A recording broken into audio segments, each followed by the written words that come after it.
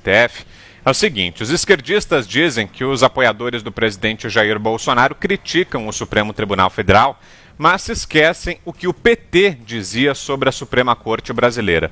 Nós separamos aqui algumas declarações de petistas e de aliados sobre o STF. Vamos acompanhar. O problema é que o Supremo Tribunal Federal, não sei porque esse nome de Supremo, entendeu?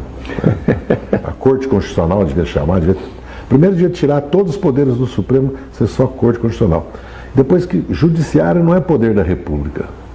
A nossa Constituição estabeleceu 3 poderes. Só existe 2 poderes eleitos que têm soberania popular: o Legislativo e o Executivo. O Judiciário é um órgão. Nós temos uma Suprema Corte totalmente acovardada.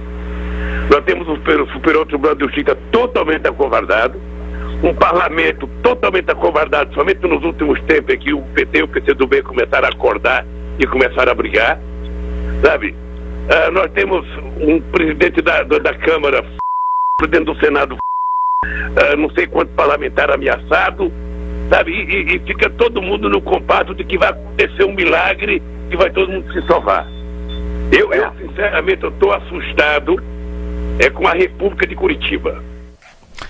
Bom, a primeira fala ali do ex-ministro José Dirceu e a segunda, acho que dispensa apresentações, mas era do ex-presidiário Lula.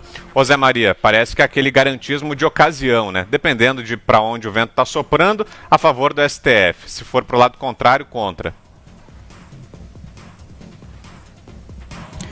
Exatamente. Preocupante é esta visão antiga do Supremo Tribunal Federal, que agora sai em defesa dos ministros do Supremo, que todo mundo sabe que aumenta poderes e que entra na seara do Executivo, que é um presidente eleito. Olha, Vitor, é muito grave essa fala do decano do Supremo, o ministro Celso de Mello. O decano, geralmente, fala ali em nome dos ministros da Casa. Isso é uma praxe lá no Supremo Tribunal, quando os ministros não gostam de falar, não querem falar, aí o decano expressa o pensamento médio do Supremo Tribunal Federal. Quando ele compara o Brasil a uma republiqueta com ditadura militar e diz que as ações do presidente Jair Bolsonaro são compatíveis à Alemanha de Hitler, né? Ele está, no mínimo, fazendo uma agressão à inteligência de todos nós. Ele sabe qual é a diferença, ou deveria saber. E aqui no Brasil há uma tentativa de carimbar no presidente Jair Bolsonaro esse tipo de denúncia. Isso não tem nada a ver. Não se pode dizer que o presidente, no dia do leite, tomar leite seja uma defesa da supremacia branca. Não se pode dizer que meia dúzia de pessoas com tochas na frente do Supremo Tribunal Federal pode significar uma tentativa de supremacia ou alguma coisa relativa a Ku Klux Klan. Não tem nada a ver. Como não tem nada a ver também um secretário lá fazer um discurso, né, como se fosse um ministro de Hitler, e isso ser jogado no colo do presidente Jair Bolsonaro. Não tem nada a ver.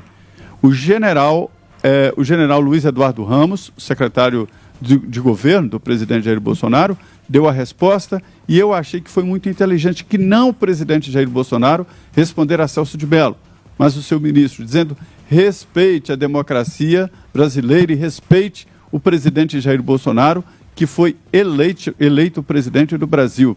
E aliados do presidente Jair Bolsonaro já estão tentando apresentar no próprio Supremo o pedido, né, para suspeição do ministro Celso de Mello.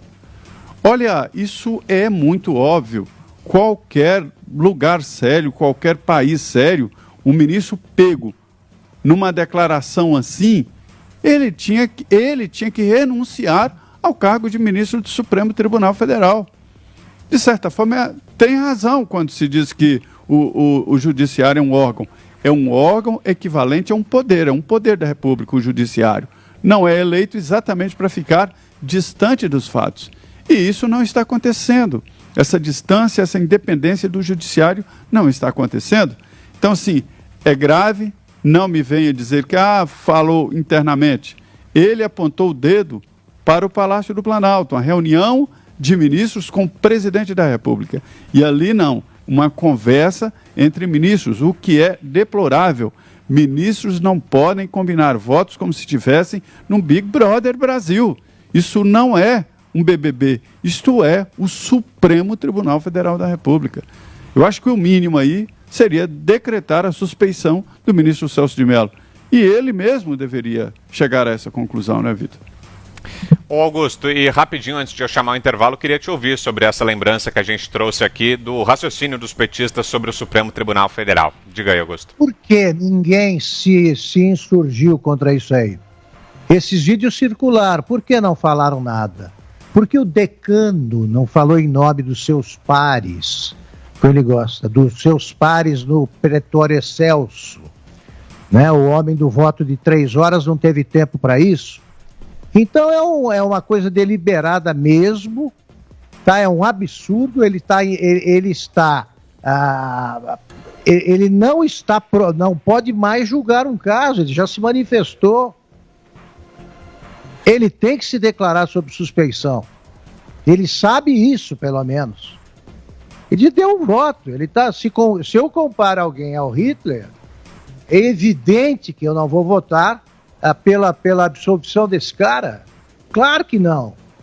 E como é que ele, que tanto fala no Supremo, ele faz esse papel? Ele é o discreto. Ele não antecipa voto. Está aí, tornando público o voto dele.